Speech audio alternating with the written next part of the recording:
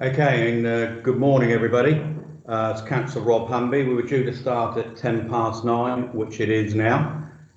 So welcome to all of you, and thank you all for joining us at this very first Active Places Summit.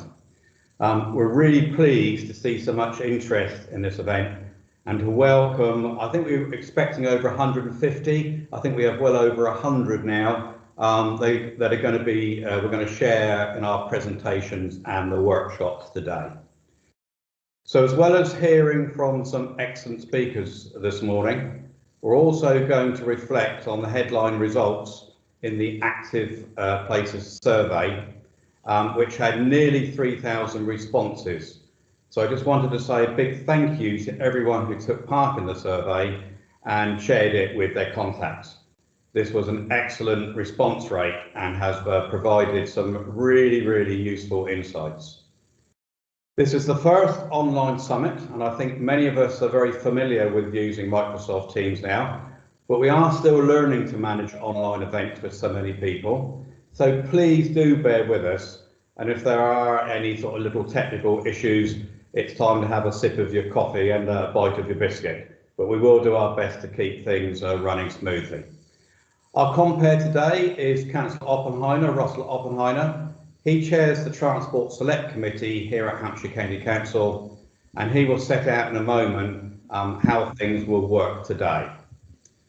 I know that we have a wide range of participants today, including colleagues from borough and district councils, really important with our parish and town councils. We have members from local enterprise partnerships, walking groups, cycling groups, access forums. We have town planners, transport planners, and a whole range of others who have an interest in how our streets work for people for walking and cycling. So hopefully everybody is here today to share in our new draft walking and cycling principles and engage on how we would all work with different scenarios. The challenge to set new principles came from discussions with stakeholders like yourselves. In fact, it was Cycle Basingstoke who came to meet with me and myself and officers on this matter. So it is very apt that you're now the first here to share in our new approach. This event is very timely as we are also in the process of developing our new local transport plan, and engagement on that will start just before Christmas. After the plenary session today, we're looking forward to hearing more from all of you to share the knowledge and learn from each other on how our principles could be applied. So I very much look forward to hearing what everybody has to say. So thank you all very much for taking the time to join us today. I would just like to say a huge thank you to Nicola Waite, who's our Principal Transport Planner, who has organised this event today. As you can imagine, trying to organise such an event with so many participants isn't easy. So a big thank you to her and all her team for doing so. So thank you all very much. I'm now going to hand over to Councillor Oppenheimer, who is going to take us through the rules of the event and how we're going to manage today. So over to you, Russell, and thank you all very much. Thank you, Rob, and good morning, everyone. So I'll just introduce myself very quickly. I'm Russell Oppenheimer. I'm a councillor for Petersfield in East Hampshire, where we are very keen on walking and cycling. I've been the councillor there for the last 3.5 years, and for the last 2.5 years I've chaired the Transport and Environment Select Committee. And one thing I've really noticed about Hampshire is we do consultation properly here at Hampshire, and it's actually very refreshing because you know, many public sector organisations I've been involved with in the past have treated consultation as a sort of box ticking exercise. We don't do that at Hampshire. We engage and we listen and we learn, and we're in listening and learning mode today. And actually, much of our strategy evolved from those initial engagements that Rob was just referring to with some of the cycle groups that came and spoke to him and to our select committee a couple of years ago. So we're really looking forward to hearing from all of you today, and particularly interested to hear from our presentations from our 3 guest speakers this morning. And we're very lucky to have leading experts in their respective fields. And I'd like to welcome Jess Reed, Brian Deegan and Megan Streb, and thank them for joining us today. I'll say a bit more about them when we get to their presentations. But before we do that, I'm just going to run through some of the points of process for today's event. Just to remind everyone, you'll have seen in the privacy notice that we shared with your invitation, we are recording this first session today, and we will be making it available afterwards to attendees and on our website. We'll be sharing the link along with a feedback survey after the event later this week. You're very welcome to keep your cameras on, but please do turn your microphones off unless you are presenting, of course. Ahead of today, you should have received a copy of our draft new walking and cycling principles, and hopefully you've had a chance to read that. But if you are missing a copy for any reason, you can send an email to the email address implementation@hants.gov.uk. Oh, look, Nicola's putting it on the screen. Oh, that's Alice's email address. You can email Alice, and we'll put the email address in the chat as well, and they'll just ping over to you the slide deck with the principles in it.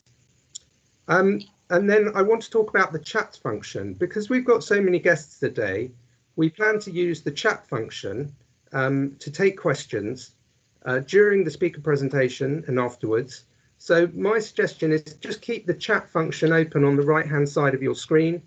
If you click on the chat icon, which is like a rectangle with a little bit on the right going down, then you can just leave it open. That's what I'm going to be doing.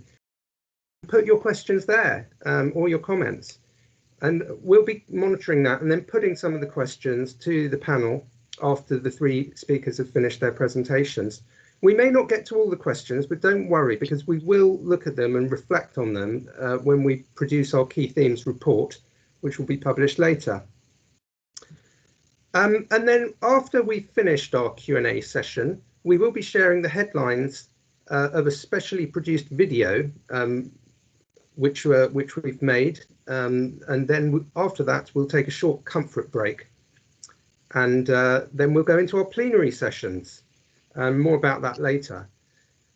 So I'd now like to hand over to Councillor Judith Grajewski, who's the Executive Member for Public Health, and going to take us through some of the reasons why these new principles are so important to everyone at Hampshire right now. Over to you, Judith. Thank you very much, Russell, and good morning, everybody. I say everybody, it's strange, isn't it? I'm trying to picture 120 people in Ashburton Hall, and it just doesn't quite feel the same at the moment, but there we go. As the Executive Member for Public Health, I have to say that I'm really excited and pleased to be part of today's Active Places Summit, because it's providing us with an opportunity to think not just about getting from A to B, but more importantly, how we make that journey and the impact it has on our health. Within Hampshire's public health strategy, our ambition is to build thriving communities by making local places healthy and safe, and by shaping our environment to support active travel. We have this ambition because we know that travelling actively by walking, cycling, or even scooting can make a massive difference to health. It can help our physical condition, keep us mentally well, and build up our resilience to deal with life's ups and downs. And an added benefit is that it can improve the quality of the air in our communities by reducing traffic-related air pollution. Being active through walking and cycling is possible for most, whether for leisure, as a means of making everyday journeys to work, to the shops, or to open green spaces. But critical to this is walking and cycling infrastructure, which needs to be accessible to all, planned and designed so that the opportunities to travel actively in our towns and cities are for everyone. Daily physical activity is hugely important for maintaining health, and inactivity contributes to 1 in 6 deaths in the United Kingdom. It's well understood that regular physical activity reduces the risk of developing many health conditions, helps to maintain a healthy weight, prevents falls, and promotes independent living for longer. Physical inactivity costs the NHS and social care. In Hampshire, an estimate of the costs to the NHS CCGs from just 5 of the diseases which can be attributed directly to physical inactivity is more than £10 million a year. And if we factor in other costs, such as the cost of obesity, absenteeism from work and falls, we can begin to appreciate the scale of this. Getting people to increase their physical activity levels through active travel will help to save money through improved health. In March this year, across Hampshire, nearly a fifth of adults were inactive. That is to say, they were doing less than 30 minutes of activity a day. And the impact of COVID-19 has actually seen activity levels reduce further across all demographic groups in the population. This means the health outcomes of those living in more deprived areas, facing an inequality or living with a long-term health condition, are likely to be worse. The picture for children and young people is even more worrying, with fewer than half achieving the recommended activity level. Their lives have been massively disrupted this year with the widespread closures of spaces and places such as schools and playing parks. And they've been adversely affected, not just by being inactive, but also by the effect this has had on their mental health, emotional well-being and educational attainment. And when we look deeper into the figures, those who have a disability are twice as likely to be inactive. This is why today's summit is so important, because it's quite literally vital that the planning process and infrastructure developments take account of the needs of all residents, including those who are less able and have different requirements. And I hope that the outcomes from today will support this. We all benefit from active travel. On an individual level, it boosts physical and mental health. For our health and social care services, it reduces the heavy burden of treating preventable illnesses. And of course, businesses see the benefit of a healthier workforce. And not to forget the reduction in congestion, cleaner air, and potentially reducing the impact of climate change. Active travel cuts across all these areas. This unprecedented pandemic has shown us that we need to think harder about our health and the health of others in our communities, especially those who are likely to have poorer health outcomes. We also need to think harder about how we can enable changes that keep us more active and fit, and the way we travel is central to this. The challenge going forward will be to address the inequality of opportunity for active travel and enable those people who don't already walk and cycle to start, whatever their age, ability or circumstances, through good design and planning principles. Thanks, Russell. Thanks, Judith. And I thought that was a really powerful explanation of the rationale for this agenda and why it's so urgent. Really, it's fantastic that you and Rob are really full square behind the walking and cycling agenda, and it's really appreciated. Before we go on to our guest speakers today, I just want to take a moment to reflect on how we got here today. So as Rob mentioned, the idea for these principles was sparked by some of the stakeholders here today who raised the challenge with us that Hampshire was not doing a good enough job of providing safe and comfortable environments for walking and cycling. And following that challenge, we took a long hard at the practices and culture we hold and what we've delivered in recent years for people walking and cycling. Since then, we've had workshops for both officers and members, and we've brought in experts to help along the way. And they've identified where we can improve.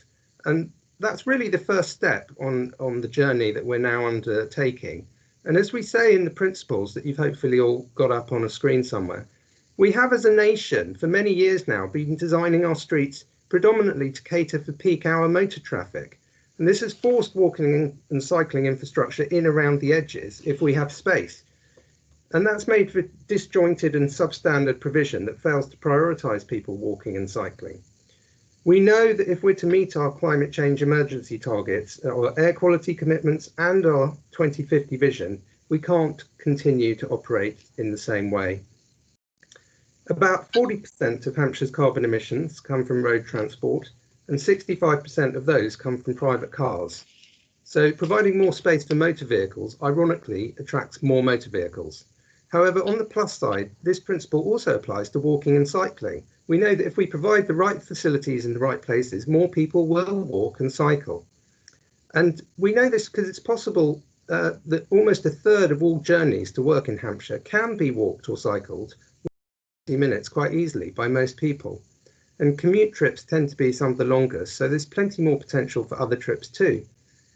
We also know that fear of traffic is the #1 reason people state for not cycling, and I get that every week when I talk to parents in Petersfield who say to me they would let their kids cycle to school if it was safer for them, and that's always a very difficult thing to hear. The nation did see a boom in cycling during lockdown when the roads were empty of motor traffic, but this has sadly dropped off as traffic returns to near pre-COVID levels. But it's given us the proof that people will cycle if they feel it's safe to do so. Now, in line with our new principles, we have trialled improvements for people walking and cycling in over 40 locations. Those are what sometimes referred to as the pop-up schemes. And we've learned a lot through that process.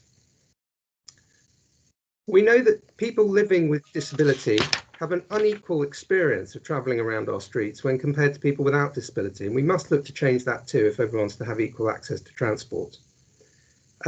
We know the government's launching its new gear change policy, and that's actually being trialled in places like Greater Manchester, London and Cambridge. It's a very long document, the government's new policy, and many of you may have read it, but we will put a summary of the key points in the chat on the right-hand side. We want to see Hampshire moving quickly towards better environments for walking and cycling. And delivering on our principles will challenge us, but we are committed to it. And we're looking forward to working with all of you today to see how together we can achieve it. So I'm now going to introduce each speaker in turn. So without further ado, our first guest speaker is Jess Reed. Jess is a walking and cycling engineer specialised in active green infrastructure projects. She's got 20 years of practical engineering experience with a data and evidence-based approach that's been involved with a variety of walking, cycling and climate-related projects throughout her career. And this includes recent work with East Hampshire District Council's local cycling and walking infrastructure plan, or LCWIP. So I'm going to hand over to Jess. Please take the floor, Jess, and go ahead and share the screen.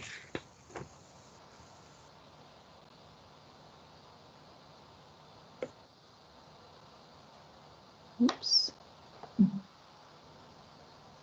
Right, good morning everyone. Can you see that okay? Yes, we can see that, Jess, thank you. Great, wonderful. Well, I'm very lucky to be here with you at such a well-organised event and to talk about walking, which is the single most important form of transport, I'm going to say. So sort of our starting point is that driving is absolutely wonderful. I don't know about you, but I find it very relaxing, and I think some of my life's most important moments have happened in a car. The problem is the side effects, and Judith touched on this.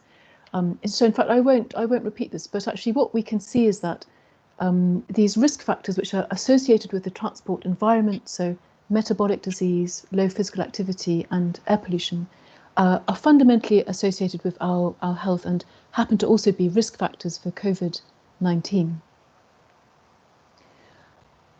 Russell also touched on this. Actually, I've done a quick analysis and I come up with a slightly higher figure that passenger cars in Hampshire are responsible for 35% of Hampshire's carbon footprint. I mean, that's an incredible lever for potential change.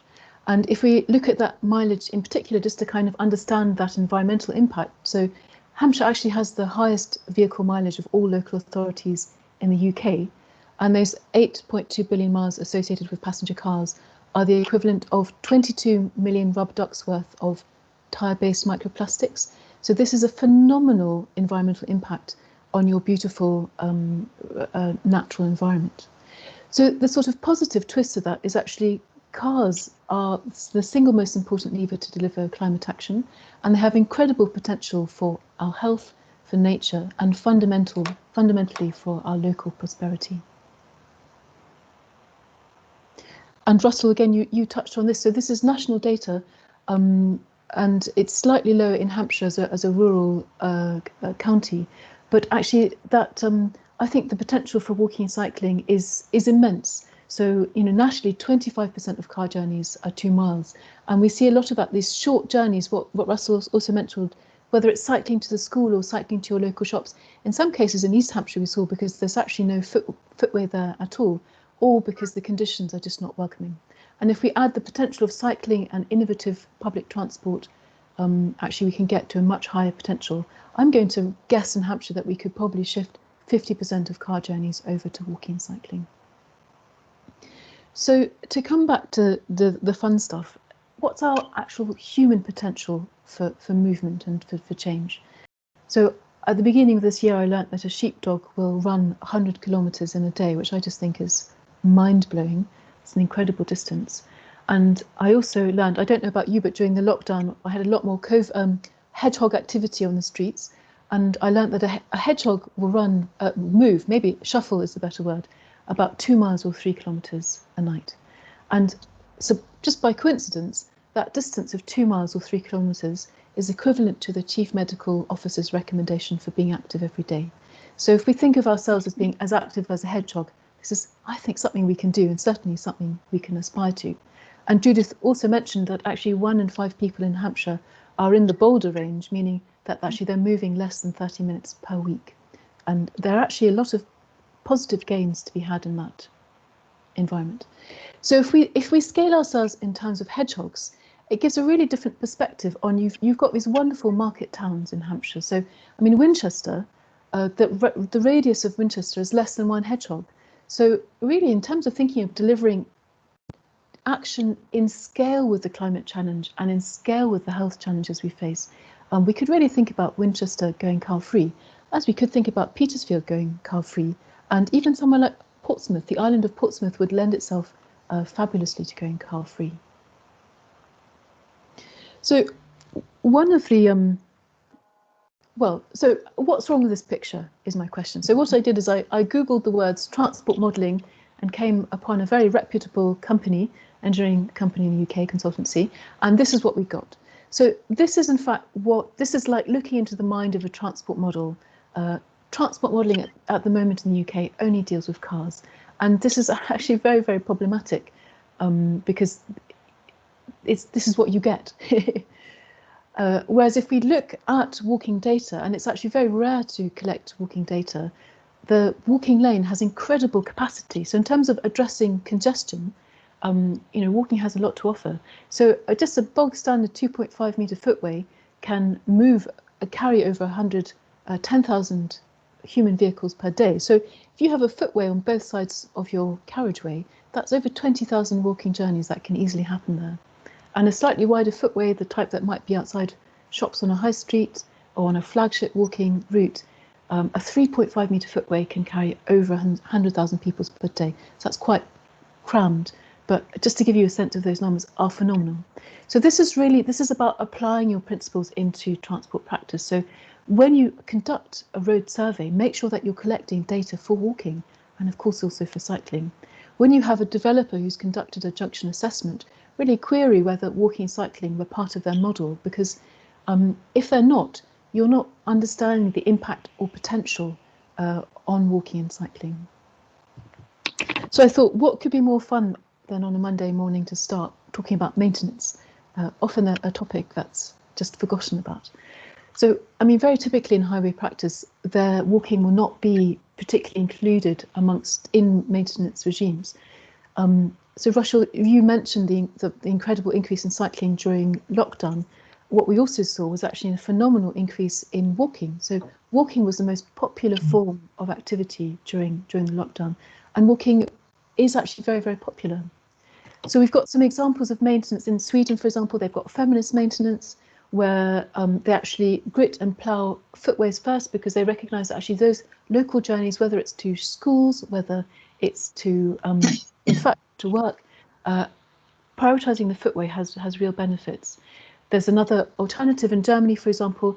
Every homeowner or property owner is responsible to maintain and clear and grit the footway in front of their property.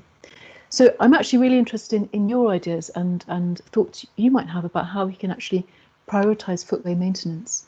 And I think thinking about a capital maintenance approach is really important, about the quality of the footway that we build in the very, very first place. And banning a footway parking is maybe a topic in and of itself, but actually this is the quickest way, in terms of high impact actions, the quickest way of freeing up the infrastructure we already have. So when we think of roads, I would invite you to think more about active green corridors, and can it look about a bit more like this, so that roads are actually delivering more functions than just focusing on cars. So I mean, this is clearly a best case scenario where you've got the active edges, you've got maybe a public transport corridors, but where you're also thinking about walking lanes and high capacity cycling lanes, as well as the sort of slower walking environments. Okay, so let's bring ourselves back to reality. That was the dream. How would this work in a place like Winchester on Romsey Road? I mean, Romsey Road is fascinating. It feels very much like it might be a Roman road. I'm sure you know more about that than me. It does, I mean, I've looked at this very briefly and it sort of appears like the classic intractable road, like nothing's possible. It's just the carriageway is too narrow. But in fact, there are some micro interventions that we can do for walking, and actually these small things, there's a very good evidence base that these small things actually have very high impact. So the classic thing is to declutter. So whether it's mounting signage on buildings potentially or consolidating signage on single poles, this is a really good way. If I look the other direction, there's a rubbish bin right in the footway, which would be blocking, for example, a disabled user from getting past. It's about actually decluttering that, and that's actually quite an easy thing to do. The second thing, when that footway is so narrow, is to really look at the side junctions and the crossing points. So treating side junctions as continuous level footways is a really great way to add space and, for example, allow a disabled user to pass more comfortably with other users. Adding a zebra crossing, of course, would be very relevant, for example, at, whether it's to reach shops on the other side or a bus stop. And venturing into this really interesting public-private interface. In fact, this is often the place which gives that place-making quality which can really make a difference. So whether it's about working with the landowners to add trees or pocket parks or even a bench could make a big difference, or where we can't do a build out, maybe doing a build in to get that space to widen the footway where we car. So actually those little interventions are very powerful. And then the more transformational interventions are to start to think about, well, could that motorised traffic actually be on a one-way loop? Why don't we add a really innovative public transport access? Or could it be a free bus service? Could it be something more fun, related to the local environment? I'm going to say a tractor ride, an electric tractor, or a horse and carriage, something that actually adds quality and experience to that journey. And then using the other lane as a bidirectional cycle track, which can be very high capacity. And I'm just showing an indicative line where just leaving a bit of space, a bit of buffer to the footway, because in this case, it's just so incredibly narrow. So talking about those side junctions, this is a really nice example of Bristol, which has it's not quite right in my opinion, but it's got lots right. So this is about giving pedestrians priority and also cyclists on side junctions, using double giveaway markings on both sides, which is a very, very simple way of doing this. And actually, I'd like to see the buff coloured treatment indicate the footway, and that we have a consistent high quality colour language to indicate footways. This is a wonderful example from York. York is doing some really innovative things and is worth looking at. I really like this detail on the side junctions, and I think highways engineers will appreciate this. Just using yellow top, it's got that attractive colour.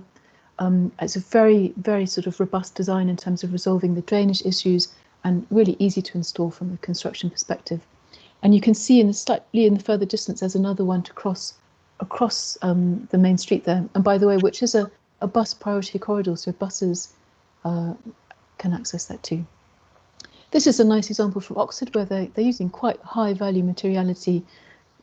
A bit of a shame to put the info board sort of right in the middle of the crossing, but I think what we're showing is we're giving that comfort and convenience, and particularly if you happen to be in a mobility scooter or having a pushchair or a mobility aid or dragging a suitcase or you're shopping, this is a really interesting design solution for that. So this is an example of how we could combine that in a sort of a community high street corridor, a sort of transformation. So this is, for me, an ideal scenario where we've got a really attractive colour language on the footway. We're using the double giveaway markings, a raised level table at the side junction. We could also just do it with the cheaper versions, just to do it with double giveaway markings. And coming back to the maintenance, that could actually be part of your maintenance regime to deliver that year on year as part of your micro asphalting and ongoing maintenance. And then in this context, having a cycle priority route, which is really interesting. So it's access only for cars, so people can still access their homes or shops or deliveries if needed, but we're giving cyclists priority on the main carriageway.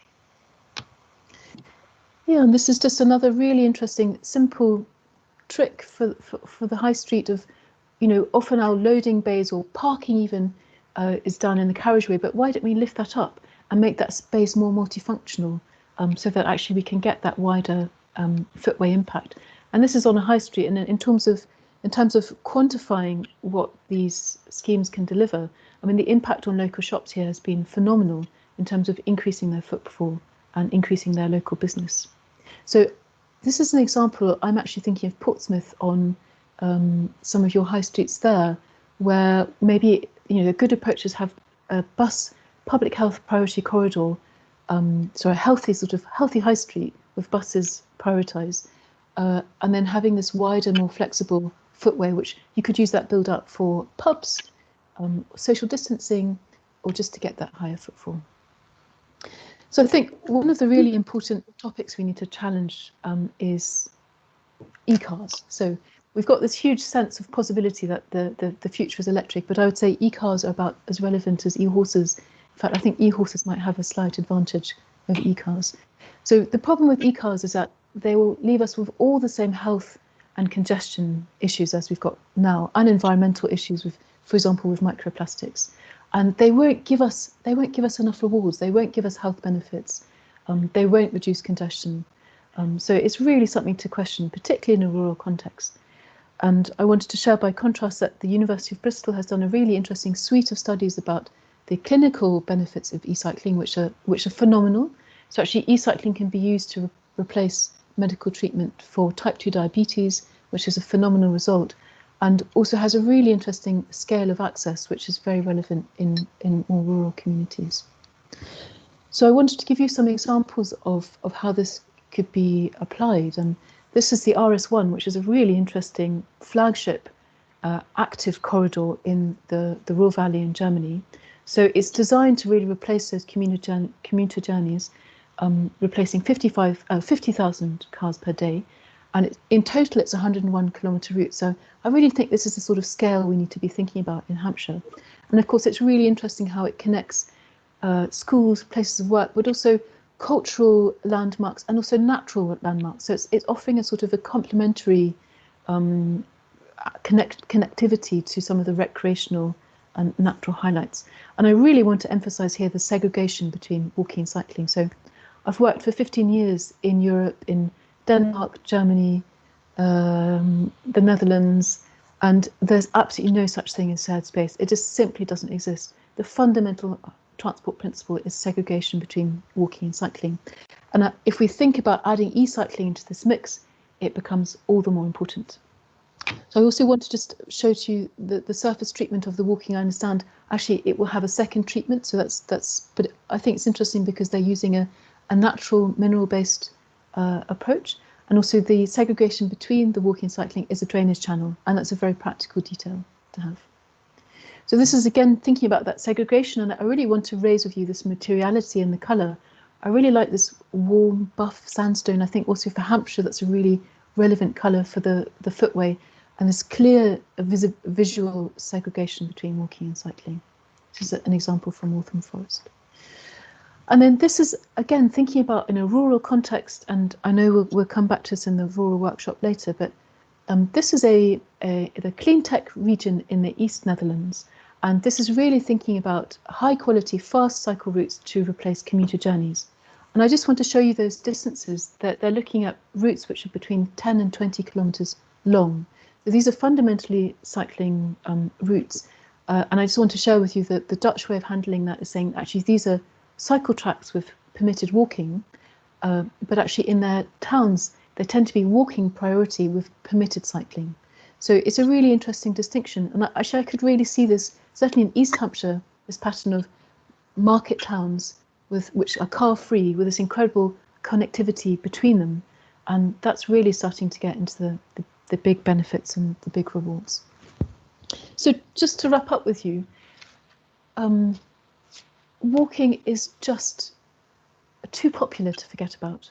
And at the moment, we're in this really interesting place where there are actually no national design standards for walking, which is sort of an opportunity in many ways. I remember in East Hampshire, one of the things I was so struck by is often we've got these beautiful, beautiful villages, however, where people can't walk or cycle with their children to school or to their local pub, or even to get to their post box on the corner, possibly because there's no footway at all, or because the traffic is so intense and fast that it's just not safe. So I think we really need to think about some innovative ways of dealing with these villages, and I'd love to hear your ideas, and I've got a couple.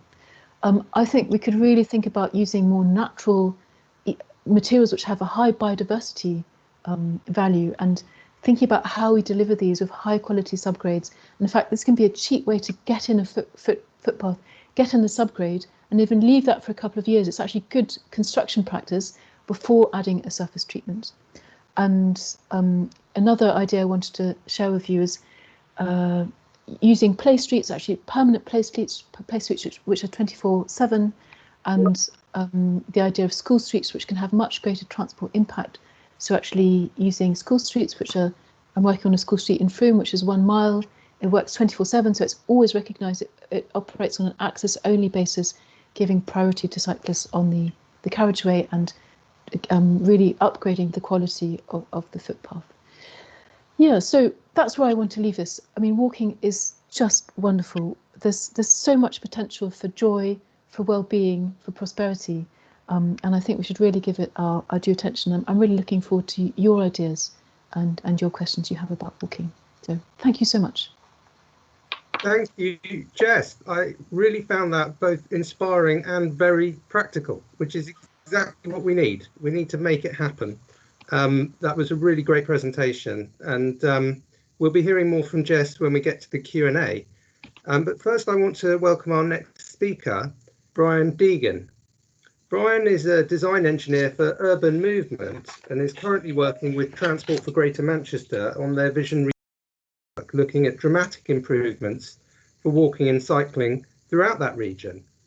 Brian has also been very involved in developing guidance for cycling over many years, including the London Cycle Design Standards and many elements of the new local transport notes, such as the cycling level of service and junction assessment tools.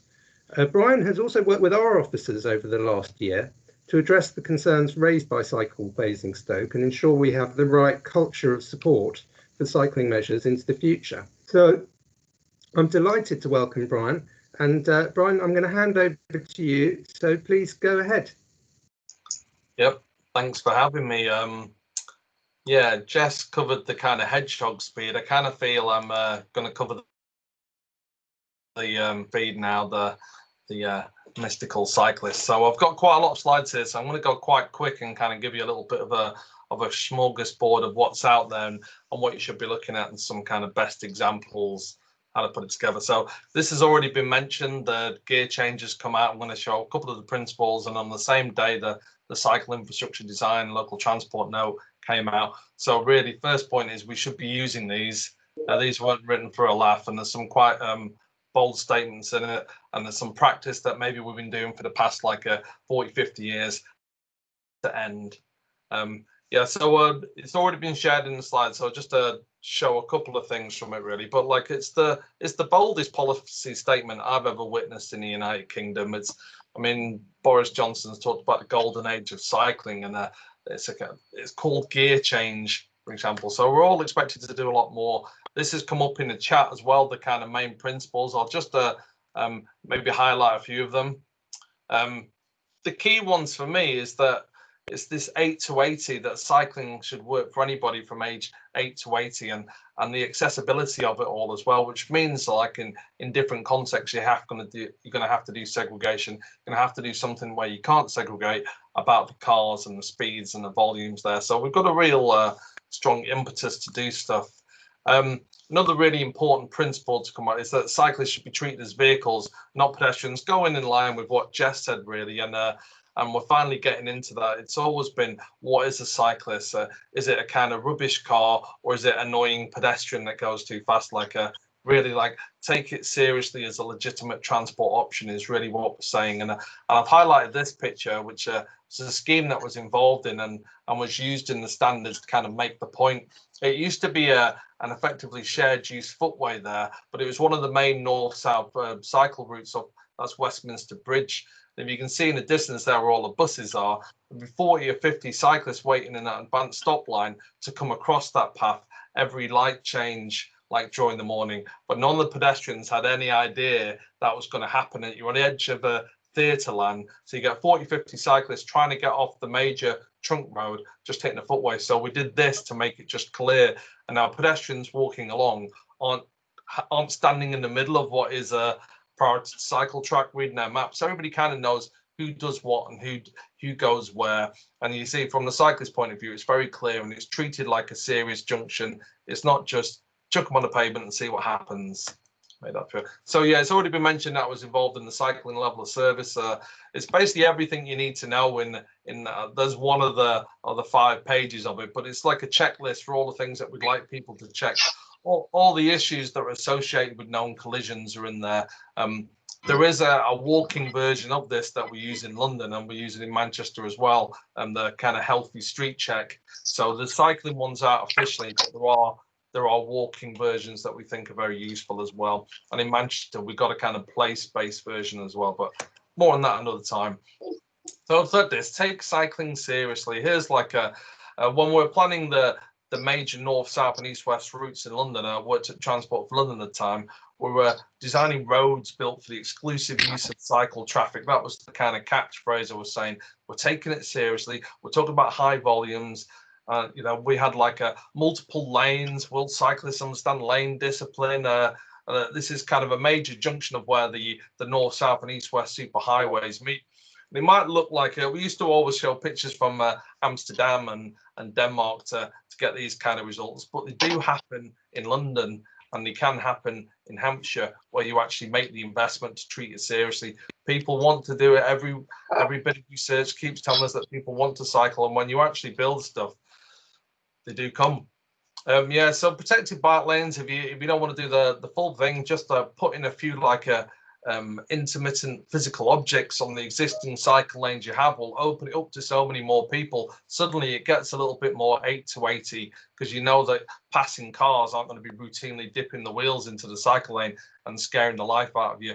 Just placing some of these objects, which can cost as little as £50, will just completely rejuvenate cycle lanes. And I know you've got a lot of cycle lanes out there, but once you put some stuff on it like this to protect it and stop that through traffic dipping in, it opens it up. People actually start using it. And we've got lots of evidence to support that. Obviously, things like how do you handle bus routes? Very important in London in this. Once you get outside of London, buses aren't nearly frequent enough to maybe necessitate like the full bypass treatment. But that's an issue we need to work on as well. Active travel's definitely like a public transport and walking and cycling. But anyway, these are options that you need to look at. You can see how seriously we're taking it. The shared bus border, if you want to keep your clear footway space and not cut cyclists into it. So effectively bus passengers step off onto the cycle track and cyclists get that indication to slow down.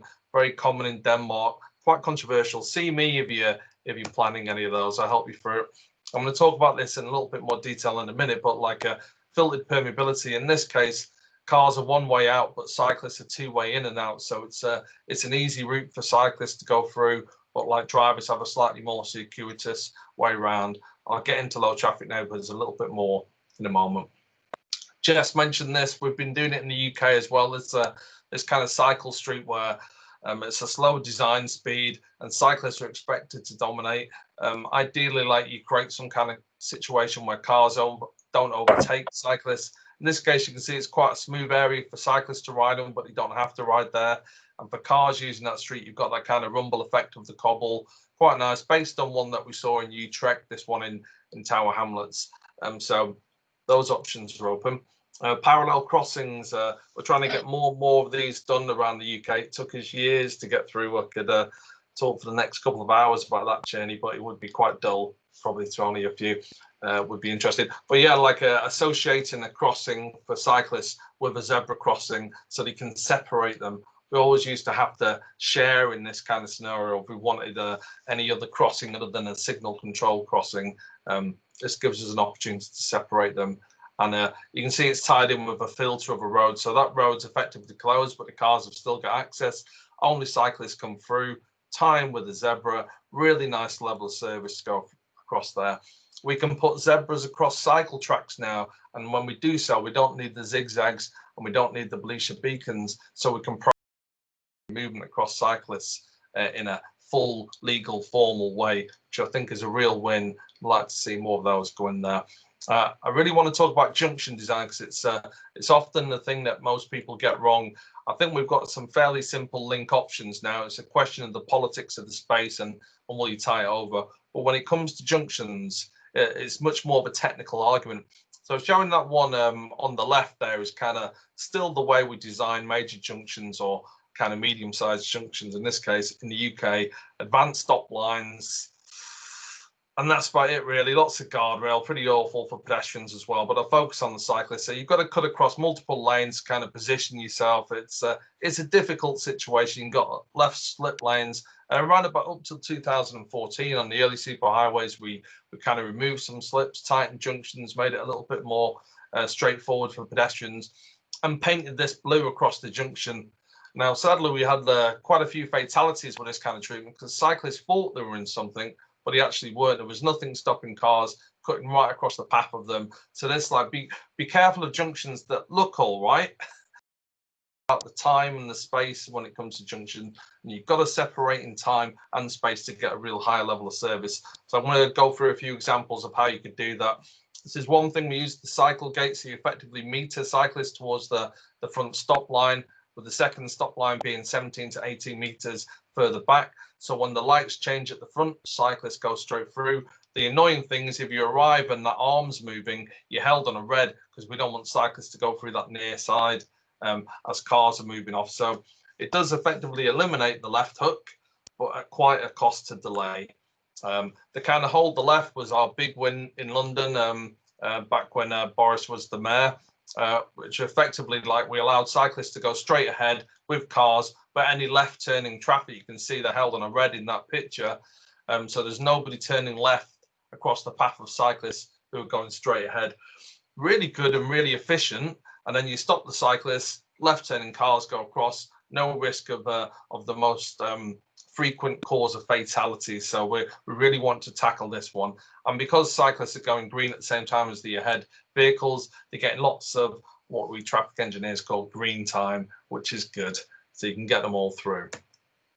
Cycle friendly roundabouts, we've really cracked that. This is in the new local transport note as well. And this is an interesting roundabout in Wandsworth and Queen's Circus, where we did a whole series of hold the left nodes around the roundabout. So the inside of that roundabout's always circulating freely, but when you come off, you're held in a different stage to the cyclists that are circulating in an annular fashion, i.e. right around the edge of the road. If we didn't have that there and it was a free-flowing cyclist, any cyclist arriving in that position would be an extremely strong risk of getting left with vehicles spinning off the roundabout. So we do have the solutions. We don't necessarily have to look abroad anymore. We've tried them all out there. They're just up the road in London, and we're trying to get more and more done around the country in Manchester and Leicester and Glasgow. All these things are happening. So a little bit about what we've been pushing in Manchester. Here's a kind of proposal for a Cyclops junction. Now, our Cyclops junction kind of works by circulating the cyclists in a kind of roundabout fashion around the outside, letting pedestrians cross in the middle so we can tie it in with diagonal crossings necessary, and just allowing cars to go through as it's a normal junction. So it can look quite complex from above, but it's very clear who goes where and who does what. And the thing we like about the Cyclops junction is it's more efficient for everybody, and that's including cars, which is why we've got 50 on the books in Greater Manchester at the moment, because we're still trying to maintain the car capacity that we've got. We certainly don't want it to get more congested and lead to issues associated with that. So normally, like the pedestrian crossing, if you look at that, would cut across the cycle lane and then cut across the lanes for cars. So it's a longer distance. So we flip the cyclists inside and have that short pedestrian crossing. Then it's a shorter pedestrian crossing distance, so less time taken out of the junction as a whole. So we can actually do these and get wins for buses and cars and general traffic. And that's why we're quite excited about it. Here's the first one that we built. So it's a little bit of a rough picture there. From above, and we still in this case gave cyclists the options of staying on. Here it is from the kind of ground level from a pedestrian perspective. So you're walking across, you wait for your push button, you've got that short crossing distance, cyclists filtered around the outside, cars in the middle, and there's I thought I had put it up yeah, I'll show you in a minute. I put like there's a technical note that I think I've got a link to in a couple of slides, but I just wanted to show how that tied in with with the local transport note and the junction assessment tool, which is in there. There's the kind of fun page, but I just want to show you it in practice. Really, it's about colouring, getting coloured pens out and saying, how hard is it to do every single movement? Now, in Manchester, we do it for pedestrians as well as cyclists, but it's only really defined in the local transport note and how to do it for cyclists. But I'm basically saying those big red lines are how hard. You can see the one that's coming from the left going down that right turn. You have to cut across 3 lanes of traffic to do that right turn into the minor arm. That, let me tell you, is a difficult maneuver for most cyclists. It's really, but it is still allowed. They're going ahead, you're holding off like 40 to 60,000 vehicles a day in that kind of scenario.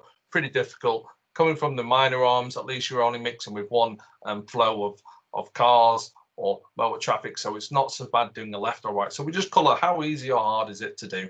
From a pedestrian point of view, I will mention it. We say if you go straight across and it's conflict free, it's a green line. If it's staggered but you're still controlled, it's amber. If it's uncontrolled, then it's kind of black or banned or difficult if it's red. Anyway, just to do the pedestrian ones. So I'll show you with a cyclist junction. This is our one where we kind of apply it. From a cyclist point of view, and a junction assessment tool, it's all green. You got full marks.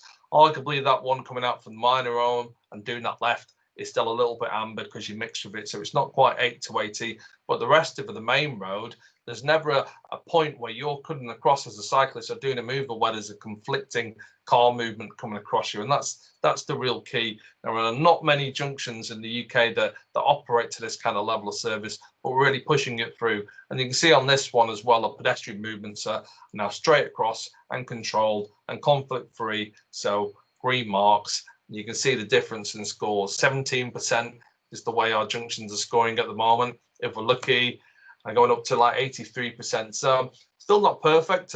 When I came up with this, I did set a challenge of who's going to do the first all green junction. That one I showed, that's an all green for cyclists for sure.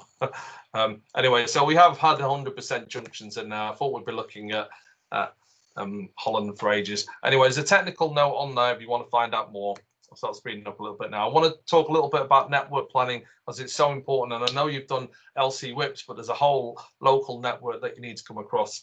Kind of a little bit shocking when I put this picture in of how close people are together. So we found remote ways of doing network planning now. But anyway, back in the day, used to do that. This is what I do when I'm planning a local network with people. I get them to just take a red pen and tell me everywhere it's currently awful to ride a bike or anything that's acting as a barrier, a river, a railway line, your main roads. And this is the area that I live, lots of red. And you go, okay, well, everything that's not red is all right. So how do you join it up?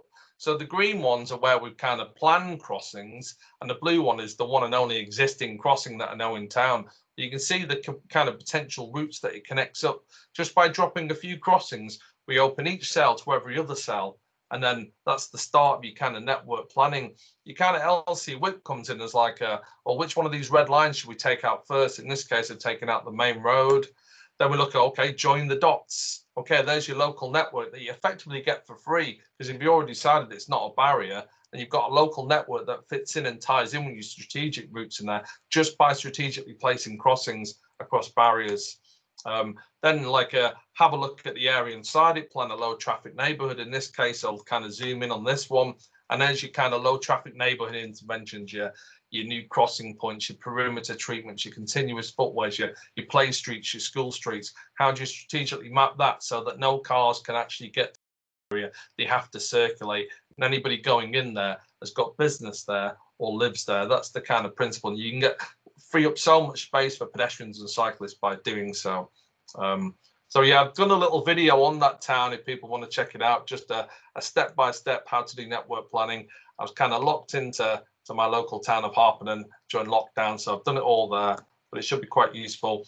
And really, this is what good cycling stuff looks like. It looks exactly like good walking stuff, where we both have joint aims. We want nice streets where people can hang out, they can sit, they can relax, they can socialize. Maybe we can just enjoy a more improved quality of life rather than sitting in the car and then watching the telly. We need to undo that one. And just to end on this one, really, these are pictures taken 10 years apart in London. And we've got to move from the situation on the left, really, where we're having to train people to deal with a hostile environment, which is not the most attractive thing. Cycling isn't wonderful yet for the majority of people, but that's 10 years later in London after a huge investment, £1 billion in infrastructure, where people just go about it as their daily business and they relax, and we don't have to train them. And if we want it to be a mass participation, then we can't rely on training people to deal with hostile situations, because we're just not going to get the numbers. And that's the last slide for me. So I've run over a little bit. Well, wow, thank you, Brian. There was so much useful content in that, and it's great that there's so much we can learn from what's been done elsewhere in the country. I'm glad that all of these presentations are going to be on YouTube afterwards, because I want to watch that again and digest everything. You know, we've got over 20 councillors at this summit today. I'm sure that they will all have found a lot in there that we can look at and learn and implement in Hampshire. I just want to mention we've got a lively chat going on in our chat function, which is great. And now I would like questions for the panel, for our three speakers, which we will have this Q&A session after we've heard from our final speaker. And that brings me to Megan. Megan Streb works for Sustrans, the national charity for walking and cycling, and she's our regional partnership manager. Megan has worked with us and our neighbouring authorities on many projects and is a true supporter of collaboration. Recently, Megan has been supporting our work on delivering the Emergency Active Travel and Fund Tranche 1, helping us to engage with everyone we need to. She's also universally famous for her TED Talk on livable cities, which you can find with a quick Google search if you would like to after today's event. So Megan, welcome. And please, can I invite you to give the final presentation for today? Sure. Thank you so much. I think universally famous might be going a bit far, but it's really great to be part of this, and just the fact that it's happening, I think, is a real testament to a lot of the great work that's happening in Hampshire. I think the principles are fantastic. So I'm hoping everybody can see this. Seeing some nods, great. So I wanted to ask kind of two questions about what is it that we in Hampshire want from our streets.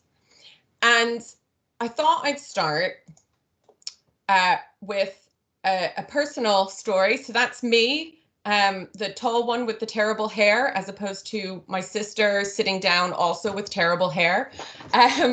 And this is, you know, stereotypical American scene. This is our lemonade stand on the side of the street. So this is the street where I grew up. We rode bikes up and down. We ran around. We ran to neighbors' houses. We held mostly unsuccessful lemonade stands.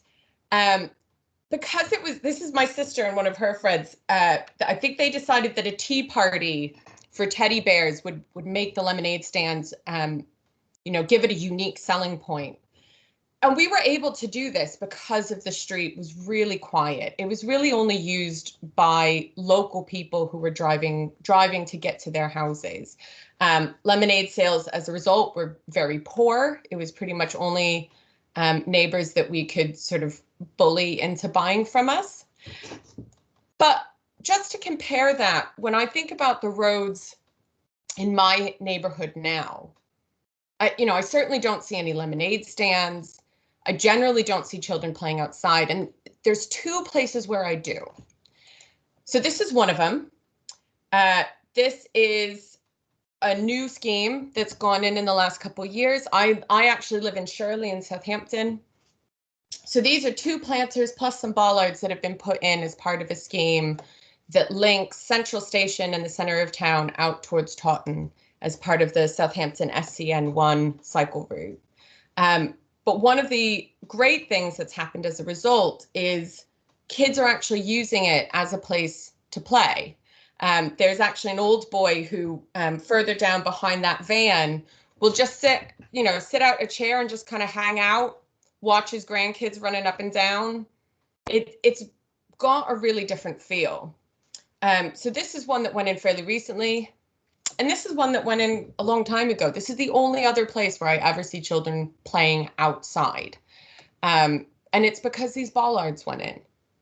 Probably went in when they added more housing to this area, but it all of a sudden changed the way that we feel about our streets. So what is it that we want from our neighborhood streets? This is actually a photo of Southsea, so not in Hampshire, but if any of you have wandered around the streets in Southsea, you'd know that it doesn't normally look this wide. This is not the way that Southsea normally looks for people, but there's a huge amount of opportunity in that space in between the houses, and that's because up to 80% of the public space in cities and towns are our roads. And if we think of that instead as public space, it really gives us a new way of thinking, well, what's the best way we want to use that space available to us? So a few things that might help you to think about that process. So one is a link and place matrix, or a movement and place matrix. And just think, is this a street for place or for movement? So if the street draws a lot of people to it from further afield, it has a really high place function. So Winchester, the area around Winchester Cathedral, if you get coach tours coming in from all over the place, it's a pretty good sign that that has an extremely high place function. Movement or link is it important for moving people as part of the strategic network? So that would give you your high link function. But most streets in our cities and towns are low place and low movement. They were just designed to be used primarily for the people who live there. So another thing that you might use to think about it is healthy streets. So this was started in London. It looks at a range of factors that can make a street healthier. And it can be used pretty much on any type of street. It could be used on high streets. It could be used on residential streets. It's a useful way to look at what impact changes might have, to look at what factors on a particular street you might want to really focus on in order to try to improve. It's a way to kind of look at designs and think, actually, is this getting us where we want to be in terms of what the street should be like? Another thing that might be helpful is, does it actually feel like a neighborhood? So this was a study that was done in the 1970s by Donald Appleyard, but it's been replicated in Bristol, I think around 2010, and they found exactly the same results. So in an area of heavy traffic cuts the road in two. You can see that most of the connections are for people on one side of the street, whereas in an area that has lighter traffic, there's this tangled connection where people do get to know their neighbors. They have a chance to just pop outside and gather. It's a more pleasant place to be. You have that sense of community.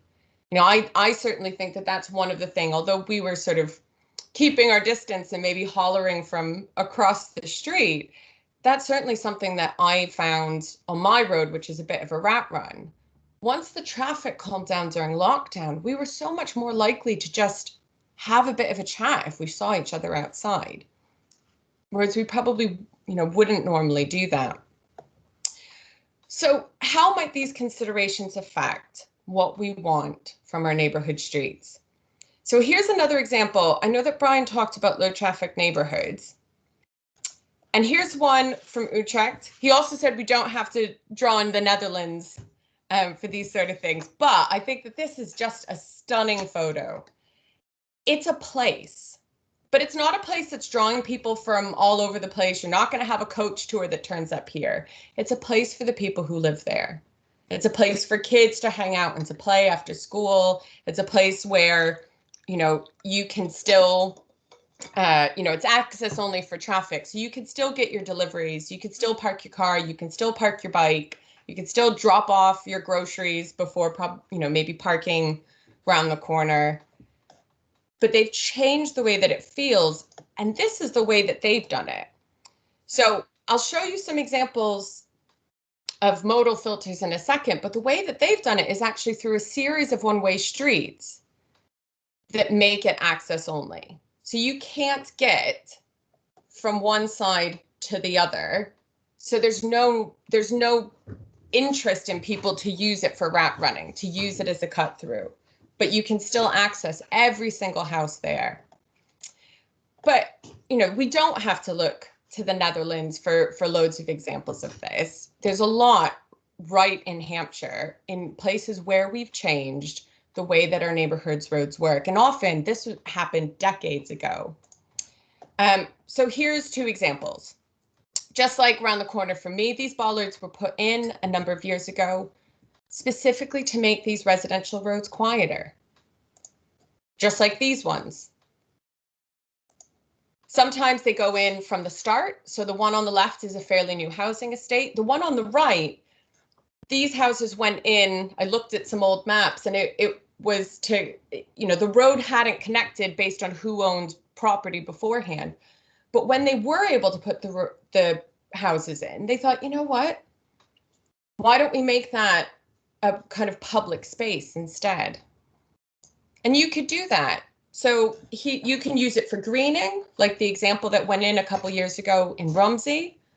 You can, on the right, you can use it where it feels, again, a bit more like a public space. You can also just try out changes. Now, these aren't from Hampshire. The sort of tour of Hampshire has finished, but I do encourage you to look around the areas where you're from. And you're probably going to see a lot of historic ones that have been there that, you know, because they feel like they've always been there, they might not feel like a big deal anymore.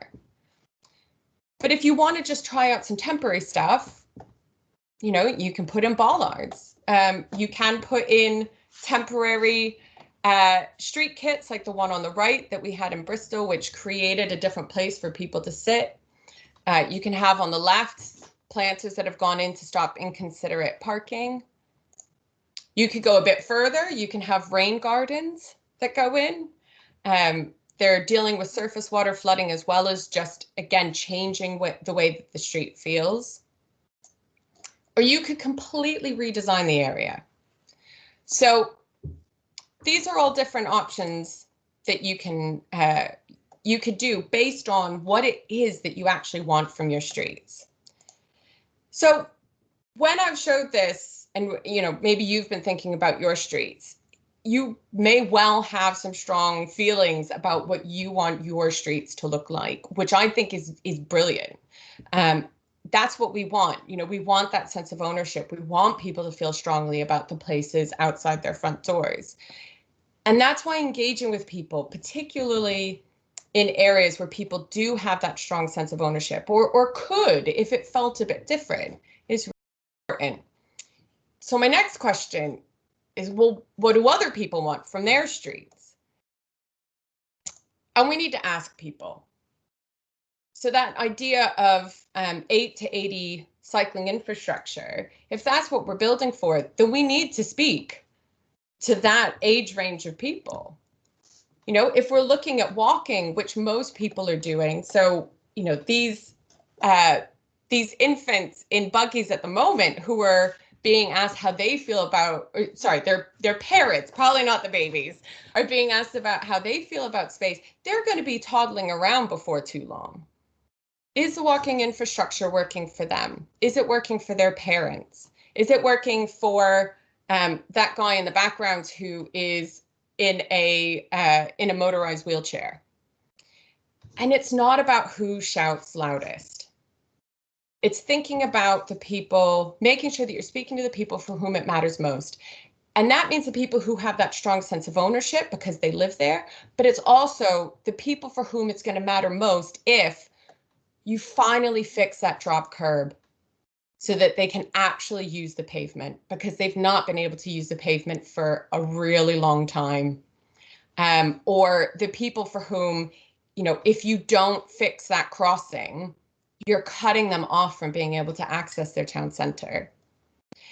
And we may need to be proactive in here to hear from those voices, you know, and that's we can continue to do a lot of the great engagement activities that we've been doing, but we also need to make sure that we go out and we speak to people and we say, you know, hey, we haven't heard from you.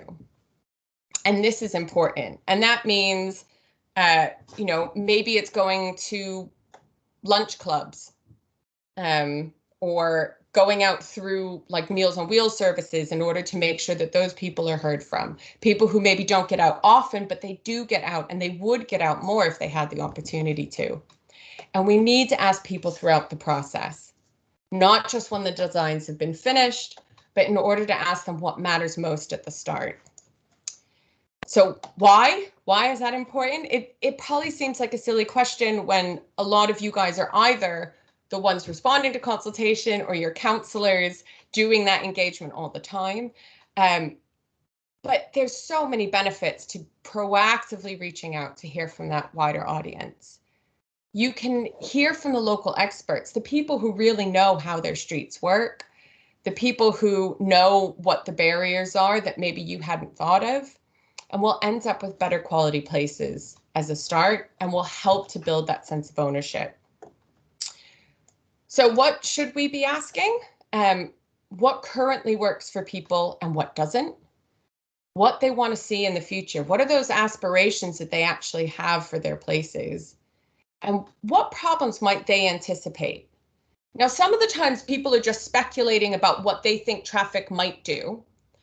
But often people will say, do you know what, actually, I run this business, but I know 2 doors down, they get a lot of deliveries, and a lot of times they're in a large van. Are you considering what's going to happen to them? And those sort of aspects are really important. And again, it helps people be heard, but it also helps create much better designs. And there's different ways that you can listen. So on the left is an example of a trial scheme that went in, and that gave a good opportunity for people to see what it was like and to comment.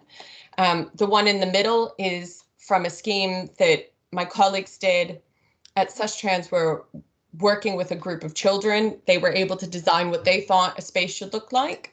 And the right hand is a clip from Commonplace, which was used by Hampshire at the start of the Emergency Active Travel Funds measures.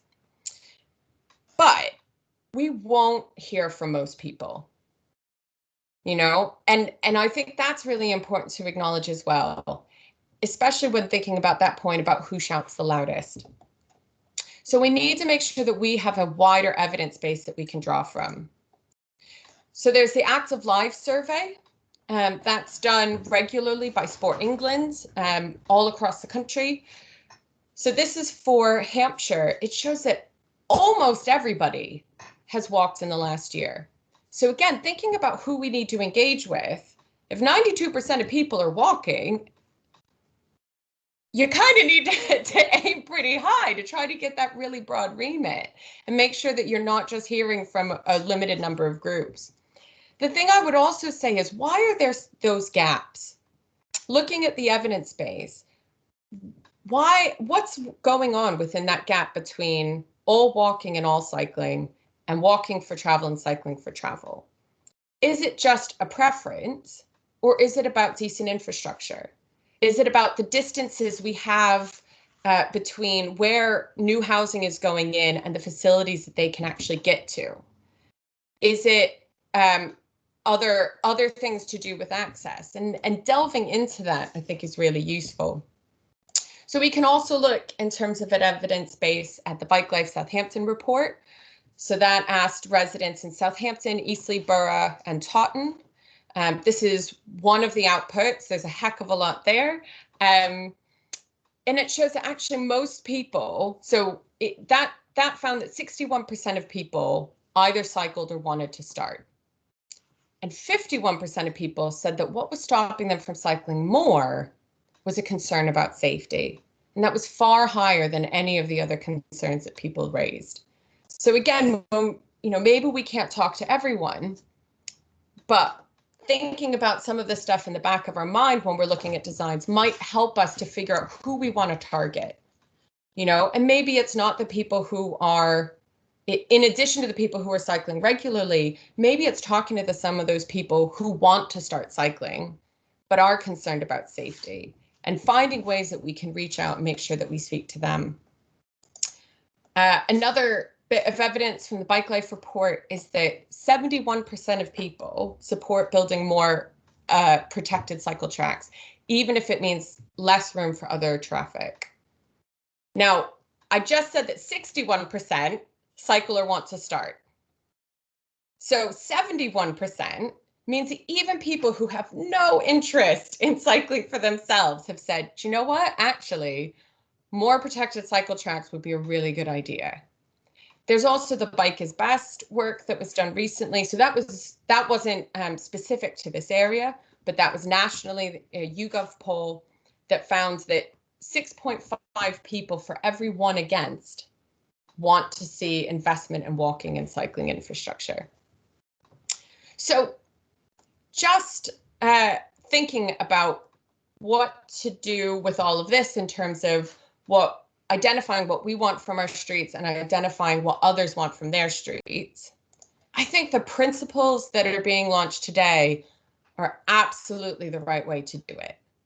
It's a great way to use and establish that evidence base to make sure that we listen to a wide range of people all the way through the process, including those who don't yet cycle, including those who maybe are put off by safety, certainly speaking a heck of a lot more to people who are doing that walking, and to continue to engage while the trial is in place.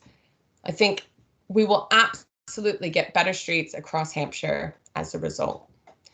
Thank you very much. Thank you, Megan. That was absolutely great. And I think I completely agree with you about the proactive engagement and about trying things out, having an experimental attitude. There's a lot for us to think about and reflect on there. Before we get to questions, we're actually going to have a poll of everyone who's present today. So I'd just like to ask my colleague Beth to put up the poll on the screen and explain to everyone how they vote, please. Hi, so everybody should see the poll up on their screen now. So you can go to slido.com, you can scan the QR code on your phone, and you can vote in that poll.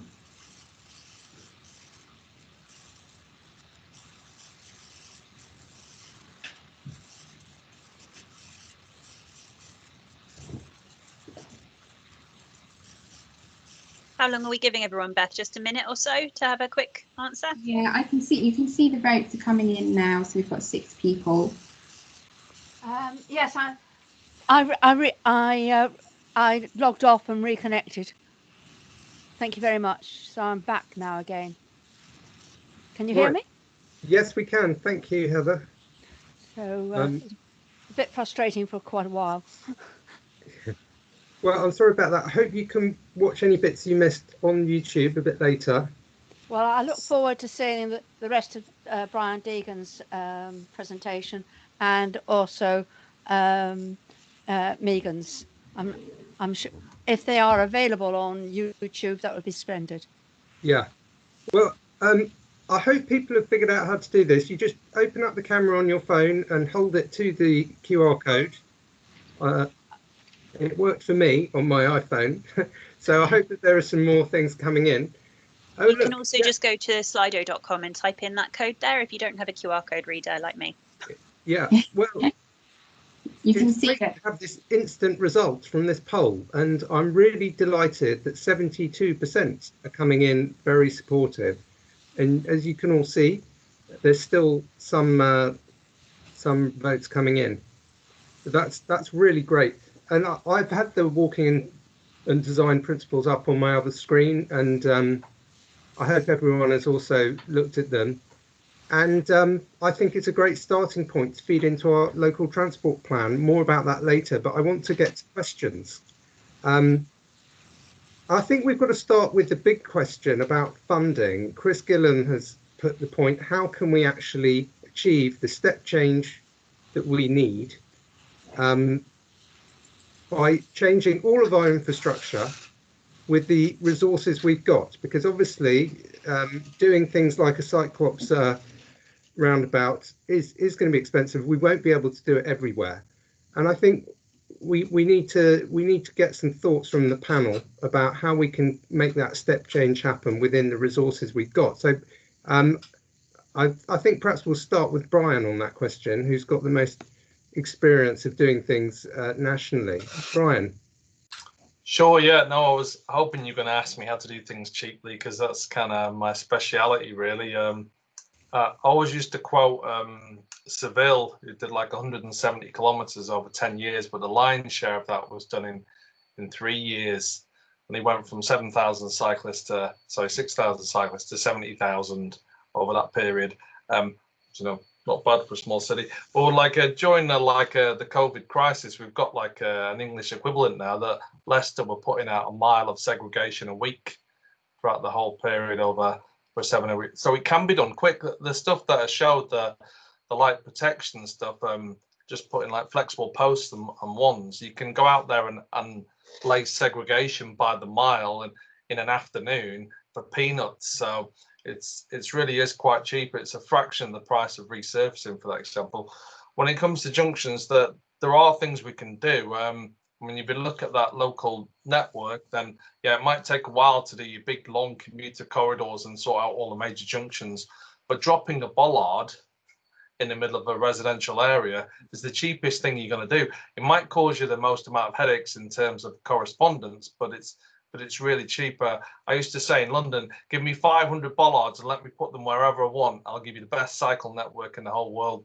So to be honest, like it's expensive when you do it in half measures. If you go bold, boldness is cheap. That's always the answer. And we've seen that now. We've got a real great, I think, UK example. And London are going quite bold as well. 174 low traffic neighbourhoods they're delivering over the next few months. It's amazing when you talk about, and these interventions are cheap, and they're a fraction of the budget that you'll be spending on highways. I mean, we worked out to put 1,700 miles of network across the whole of Greater Manchester is the same price as one junction in Bedford that's got approval. They've got approval for their funds. We haven't quite got approval for ours now. So it's a question of what you prioritise. Like I say, the bolder you get, the cheaper it is. So there are ways. Yeah. Thanks, Brian. Jess, would you like to comment on that question? Yeah, thanks. This is such a very, very interesting question, and I mean, just a couple of thoughts. Firstly, walking and cycling infrastructure already is very, very cheap in transport terms. So I actually think it's important to have the right level of ambition, and I think what's fundamental is making sure that we deliver change in scale with our true health and climate needs. Transport in many ways currently is subfunctional. The congestion, it's very problematic actually.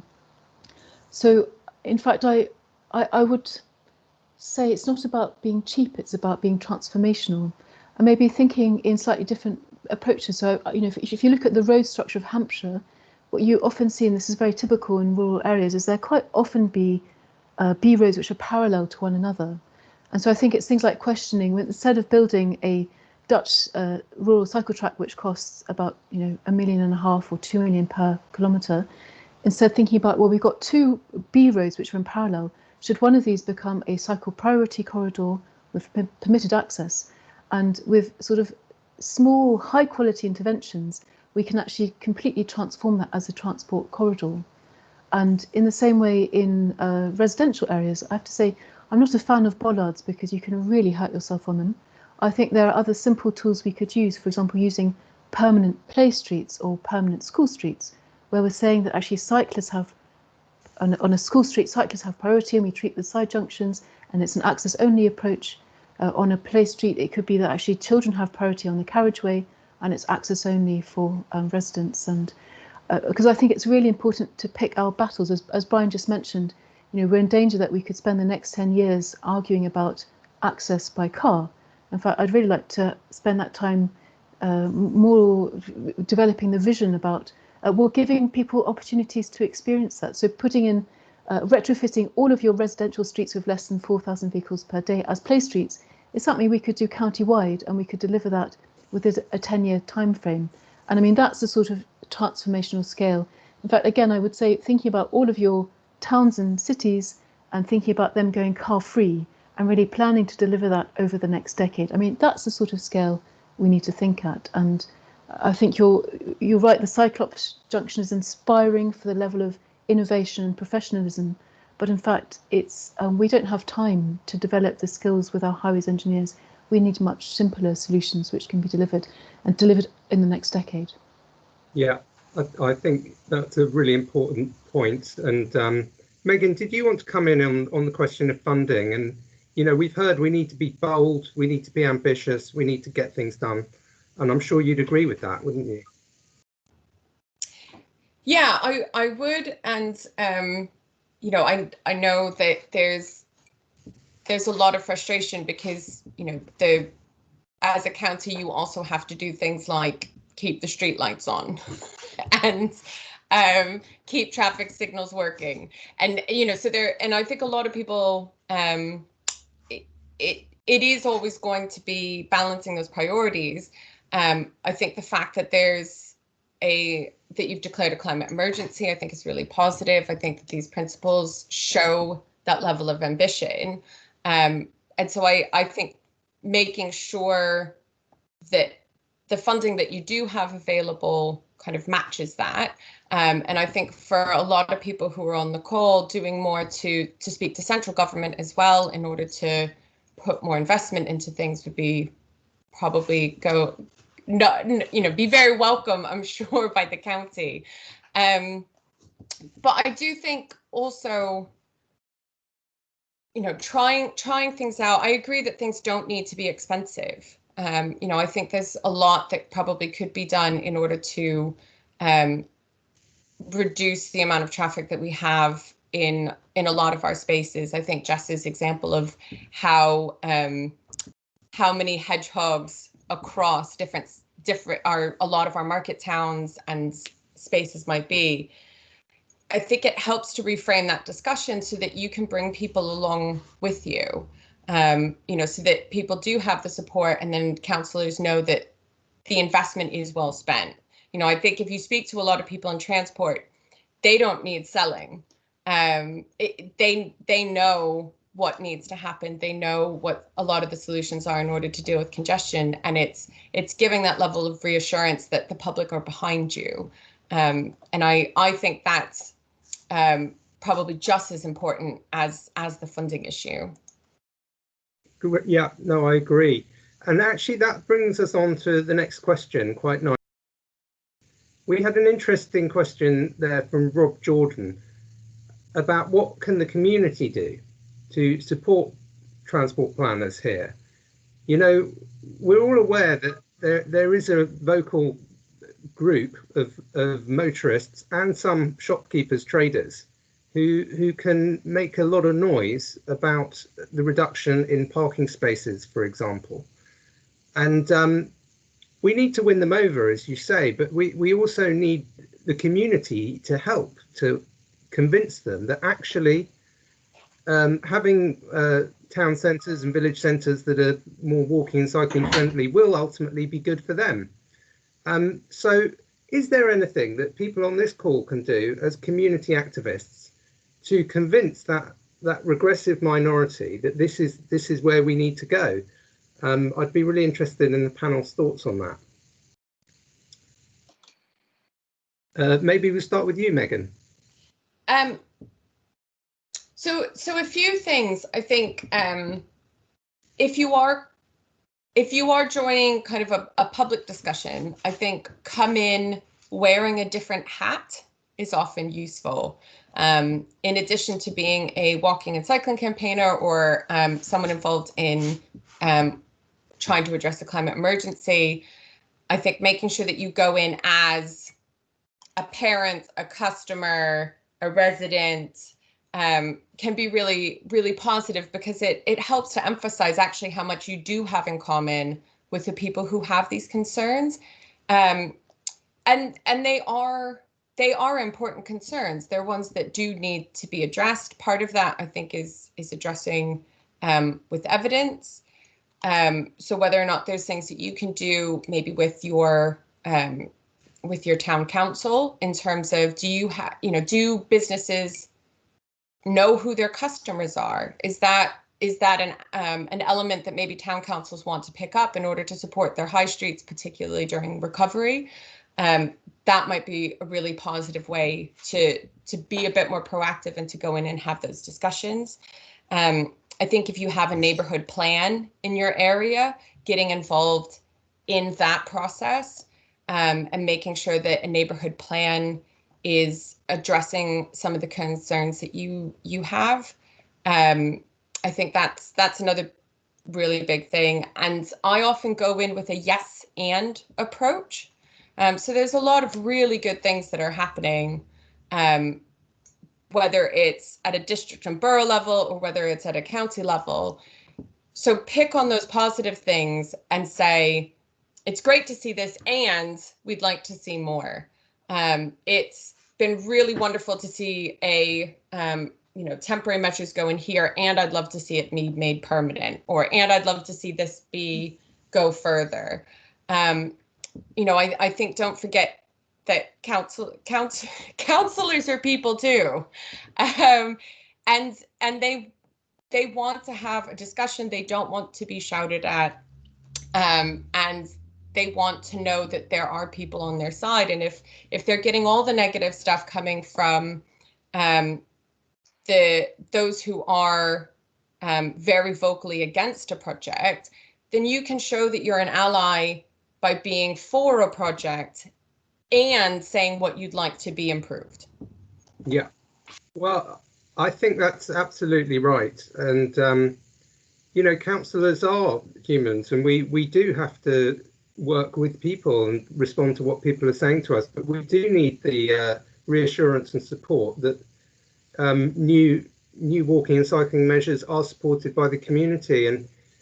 And I do believe that they are, but it is not always straightforward to get things through, and you can't please everyone all the time. And sometimes you have to say to shopkeepers or traders, let's give this a chance, let's see, and we will review it, we will keep it under review. But there is a strong desire to see if we can make this work. And that's, I think, what all councillors need to do to get into that mindset. Let's move on to another question, unless Brian or Jess wanted to come in. Jess. Yeah, so it's such a great point and well described, Megan. And I think that often it's those local supporters who do a great job and who can make all the difference in a project.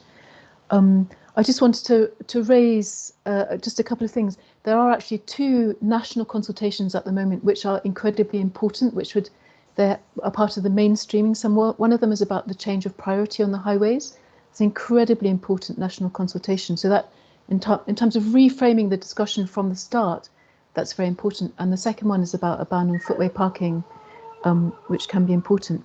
And then just another idea is you can also form a local living streets group. I'm not sure if you can do that with Cycling UK or other groups, but if you're a local living streets group, you can do that on a street level even. It can actually really help you become a semi-formalised partner in whether you're discussing your local street or your local high street. It can actually give some sustainability to that discussion and help you capture and represent those views. And then capturing on your last point, Russell, so I've got a barking puppy in the background. Russell, what you were saying is actually, I think if we think about delivering experimental projects, so giving ourselves a chance to try it, because one of the fundamental problems is that often nobody has experienced this. So we're asking people, what do you want? What does this look like? Well, nobody knows because we've never had it. Or, the last time we had this, it was 50 years ago. So putting in experimental projects which could run for 12 months or 18 months, where people can try it out, where we can adjust them, where we can collect data and start to reassure shop owners that, oh, look, we've done this for 12 months and this is the result. So just those are a few ideas on that. Yeah, thank you. Can I just say a quick one, Russell, just on this, just to film, I'll be really quick. Just really about from your perspective on the rules of engagement, the kind of lessons I've learned. And when it comes to low traffic neighbourhoods and stuff, I put a link into a report that we've just done on and how to talk to people about their streets. And it's got to come from the ground up. It has to come from the communities. When you're talking about your major cycle routes and your segregating of your A and B roads, then really it's about, we're going to do this, showing strong leadership and like how do I make the least worst situation for you. That's the conversation. But unless you start off on the footing that it's going to happen, let's deal with it, which is a very different engagement approach to low traffic neighbourhoods. But unless you do that, it's never going to happen.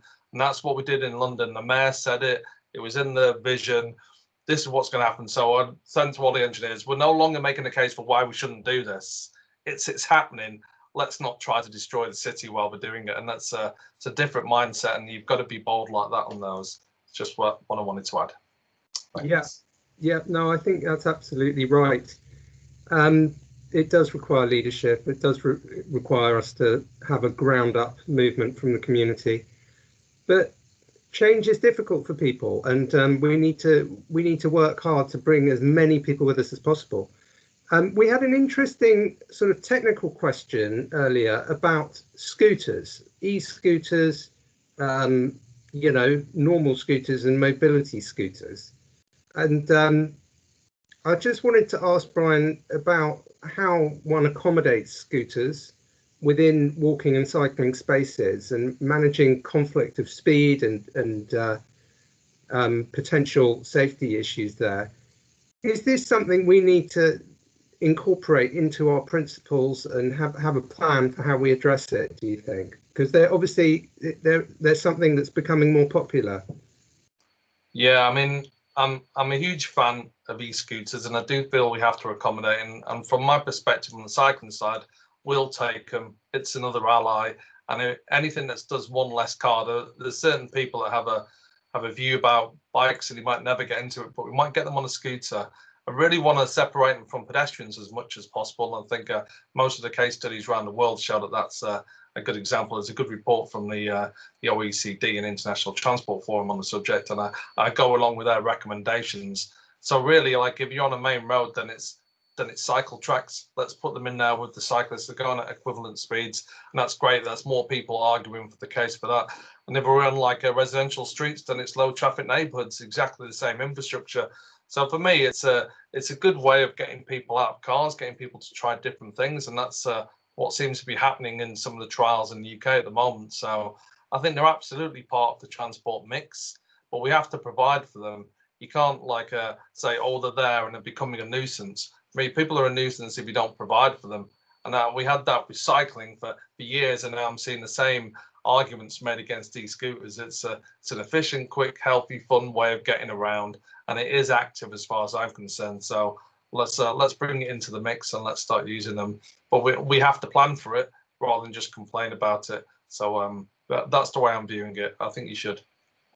Yeah. Well, thank you for that answer. Megan or Jess, do you want to come in on this question of handling of scooters and e-scooters? Jess, go ahead. I think they're super interesting, and I'm based in Bristol, and they've certainly popped up quite a bit over the summer.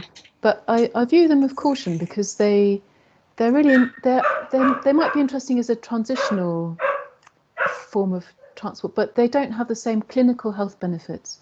And in many ways, I'd rather design for diversity, which means, for example, skateboarding, rollerblading are also really interesting ways. I mean, Canada's cycle network designs for roller skating and skateboarding as mode of transport. And so I just trade them off. I think they can be interesting with their interaction with public transport, but just remembering that they don't have those same clinical benefits. So I view them with caution, actually. Okay. Thank you, Jess. I'd like to just take a question about new developments, which really goes into the whole question of planning. A lot of people have commented that there have been missed opportunities with new housing developments not being properly connected up. Really, I think that's a big question for us at Hampshire County Council. And we obviously need to change the system. We need to have new guidance. We need to make sure that planning authorities don't approve developments without proper walking and cycling provision. have you, as panel members, got some experience here that you can share with us about things we can do to make sure we get this issue right? Megan, do you want to go first? So my personal opinion is that we don't do enough of it. I think this is something that as an I should be careful because this is going on YouTube, but as an organization, I really would love to see Such Trans doing more. We've done some work on housing, particularly in Scotland. We've done some work that has gone to local enterprise partnerships to talk to them and kind of give advice about density. Transport for New Homes are doing some great work just generally about checklists for development. And I know a few local authorities have picked that up as ways to think more about their network. For me, I think one of the biggest things that I want to see out of developments is access to services. So most journeys in England that are less than a mile are walked. It's about 80% of people will walk if their journey is less than a mile. But we need to make sure that we continue to have access to those short journeys. And so I think, to me, that's one of the really critical things is, do people have destinations they actually can get to and want to get to that are a short distance away from their home? So that's the area that I kind of see as most important, is how do we make sure that those new developments are close enough to services that people then have an option. Because it's just such a shame if you take that choice away from people. Yeah, no, I agree. Jess, do you want to comment on this question? Yeah, this is oh gosh, this is such an important topic. I mean, in terms of getting value, we're spending the money, but what are we getting is the question. There are a number of layers, but one of the layers, which is my tendency, is to look at the infrastructure, which is we probably need county-wide engineering standards which give those road typologies, because I suspect somewhere there will be a transport development guideline, which is the point of reference, and those guides will include roads for cars as their standard. So actually we need those standards for having active transport corridors at the core of every new housing development. And again, just to explain, one of the issues is that the transport analysis will be done with models which don't include walking and cycling, and they will conclude that the development has no impact. But in fact, it's because they haven't included 25% and potentially 40%, if not 80% of the journeys. So I think probably the way to address this is to produce county-wide standards where we have, it's probably only 3 or 4 typologies, and they just have to say, it has to look like this. We have to make a decision on how wide a bidirectional track is, what a active corridor would look like down the centre, this kind of connective centres, and have a really clear standard of what a footway is, and or even like a play street could be part of those design standards, and just get them in from the start. Because what we're doing at the moment is we're negotiating these on a case-by-case basis. It's incredibly time-consuming, and frankly, no one's got the money to do that. So I think actually having county-wide design standards, which can certainly be based on the new LTN standards, but which really say it has to look like this. Here it is. This is what the builder's going to build. The contractor's going to get the same standard. That's what's going in. And that means also we could do the road safety assessment once, rather than renegotiating it and spending so much energy every single time. So yes, massive opportunity, and that would be a really good nut to solve for sure. Yeah, and I think it's a really important role for Hampshire County Council, this whole area. There is some good practice as well as bad practice I want to mention to everyone. Whitehill and Borden is a new town that was really developed with walking and cycling at the heart of how the town's going to work. And that's really the sort of example we need to spread to other areas. But yes, I think it's a really important message from this session. Brian, can we ask you for your thoughts on the question of development? Sure, yeah. I'll put a link into to this book that I wrote for the EU. Remember them a few years ago, looking at the Dutch planning system and the UK planning system and how integrated cycling was within the Dutch one and the issues that we had in the UK. It's still as relevant today as it was like 8 years ago when I wrote it. So kind of said that, but that's the key really, just to make sure everybody's thinking of walking and cycling right across the organisations that you work for, with every department. If you go to your planning people and they're just thinking how many cars per household, how do we get people through and roundabouts there, then it's going to be a problem they need to be thinking about. Your public health people need to be thinking about it. It needs to be on everybody's kind of agenda, your engineers, your road safety auditors. Like it's a culture that develops. Remember when we're doing the mini Hollands in London at one stage, like the Waltham Forest officers said, we're a mini Holland borough now. We used to just have a mini Holland team, but now everybody. So all the planning that was doing, they were asking for car-free developments or move on. And the estate agents in town were selling the houses, going, you can live here without the need for a car. That became a boon and as part of the set. So it can be a really virtuous circle if everybody gets behind the same issue. So I definitely want to talk about that. I think you've made the first step with principles, and your principles are really strong. And things like the cycling level of service and healthy street check are there to say they could go out with planning applications and say, this is how we're going to be judging you. And someone put I think the most important link there, the transport for new homes checklist, which I absolutely swear by. If you just said we're signing up for that, then the job's done to a large extent with developments. Just make sure that process is followed. So there's lots of stuff out there, and I think you're taking steps in the right direction. And I was quickly writing down Whitehill because we're waiting for the first car-free town, me and my family, and then we're going to move, and everybody else is, and it's going to be a complete boom time that's going to offset the depression that the rest of the country is going to face. So hopefully it'll be in Hampshire, and we'll move there. Thank you, Brian. Yeah, just quickly, Megan wants to come in because I'm going to have to wrap it up very shortly. Yeah, sorry. I wanted to say, for anyone from districts and boroughs who is listening in, I think one of the things that is so key to this within the Hampshire context is just making sure that planning and transport can work well together, and that it's not a heavy-handed, the county says this. It's working together in order to make better places for all of our residents.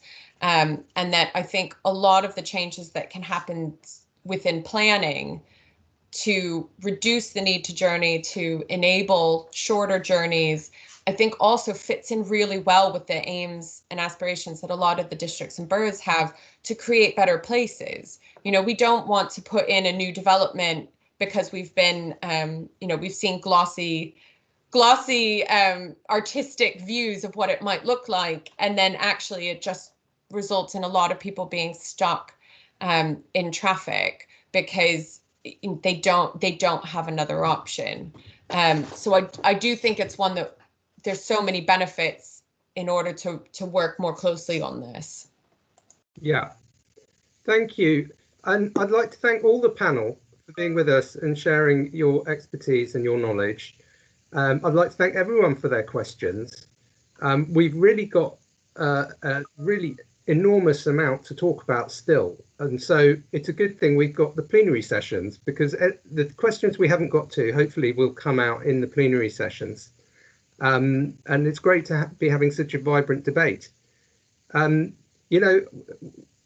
One day we'll have another summit like this. Hopefully it'll become an annual thing. And when we're in person, we can allow this debate to run a bit longer. But because we're virtual, we have to stick to time.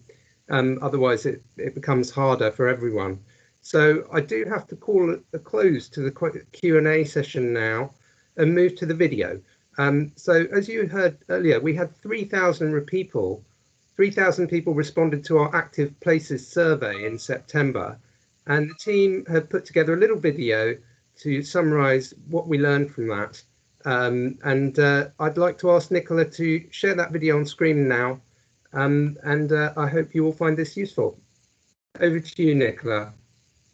Thank you very much. I'm just struggling to share my screen, so I've asked Ben if he can do it instead. Ben, are you ready?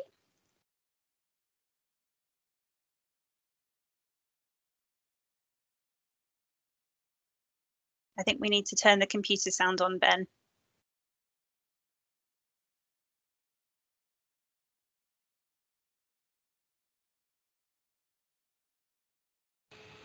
Apologies, bear with me. We did say we were new to this.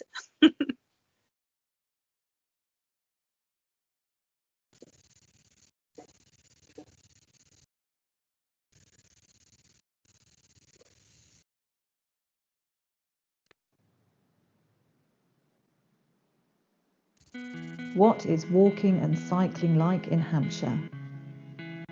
We asked residents and stakeholder organisations.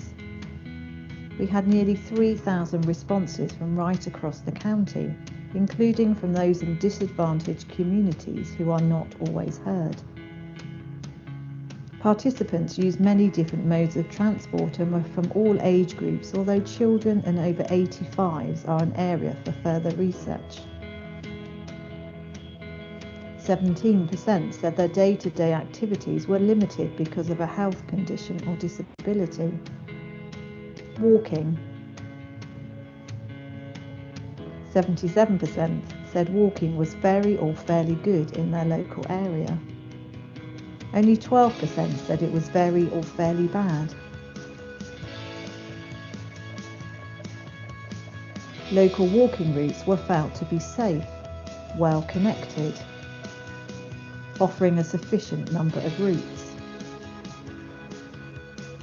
The main concerns were signposting, condition of pavements, especially for those aged 75 to 84, those with a disability and those who use a mobility scooter daily.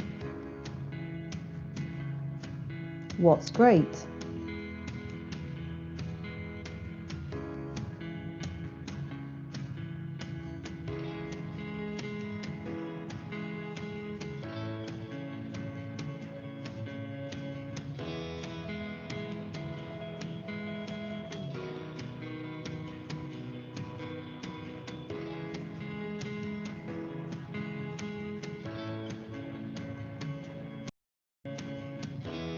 What's not?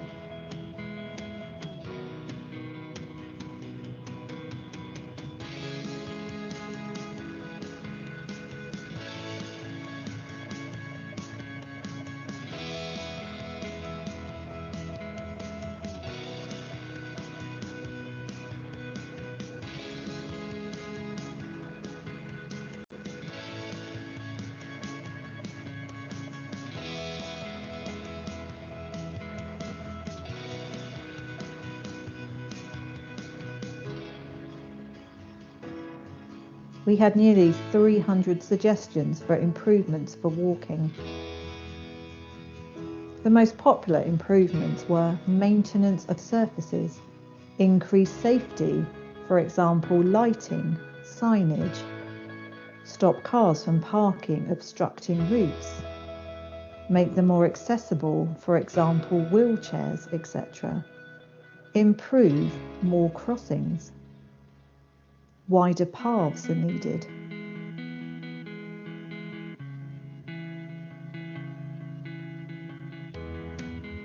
Cycling. 38% said cycling was very or fairly good in their local area, while 39% said it was very or fairly bad. There was positive feedback for local cycling initiatives and for the pleasures of cycling in rural and green areas. The main concerns were children's cycling safety, the number of cycling routes, the directness of cycling routes, the availability of suitable crossing points,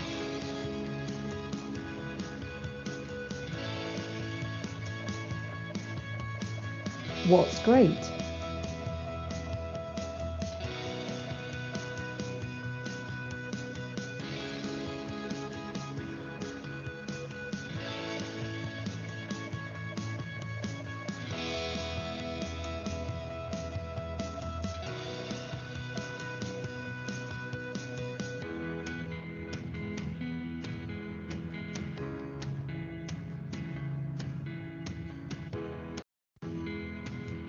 what's not.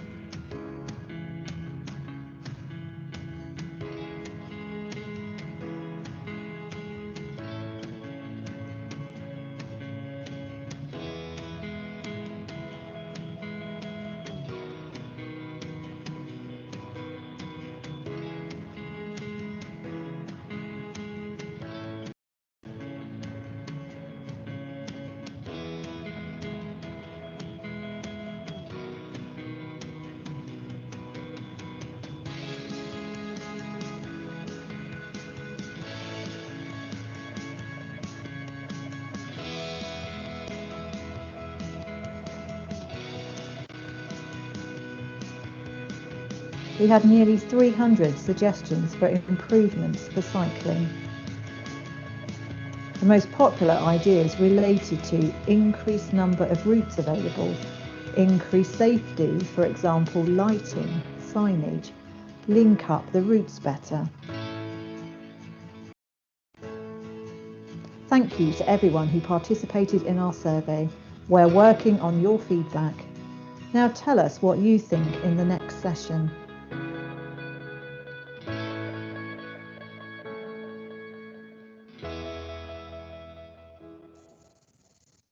Thank you, Nicola, and thank you, Ben, for sharing that video. It really included the good, the bad, and the ugly in there, and it shows we're not afraid of facing up to the challenges there. I just want to take it back now to the whole question of the local transport, which Rob Humby mentioned right at the beginning. You know, this is a timely summit because we're just starting the process of reviewing Hampshire's local transport plan, which is the first time we've done that for 9 years. And for me, I think a key message from today is that we want walkers and cyclists to be first in the hierarchy of road users. We want the active places chapter to come first in the local transport plan, not be chapter 4 or chapter 2 even. And I think that will send a very powerful message. And I think it also in itself will send a culture change into the organisation and into our partners and stakeholders. And I hope that can happen. That I think has got to be a key message. Would everyone like to just unmute for the next 5 seconds and tell me if they agree with my suggestion there? That walkers and cyclists should be first. Yeah. Yes, agree. Thank you. Agree. Very much.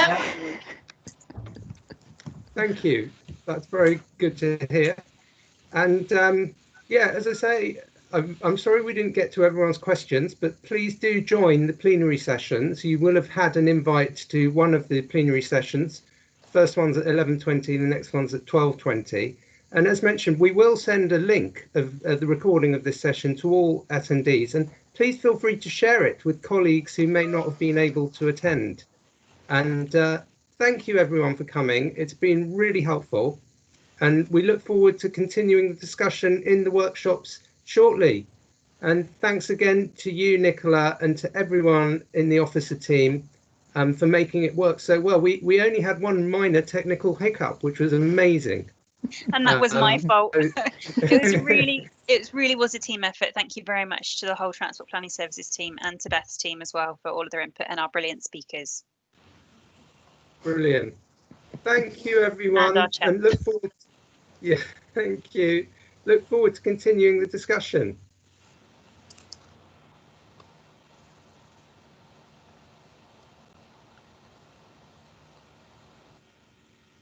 Bye. Thank you.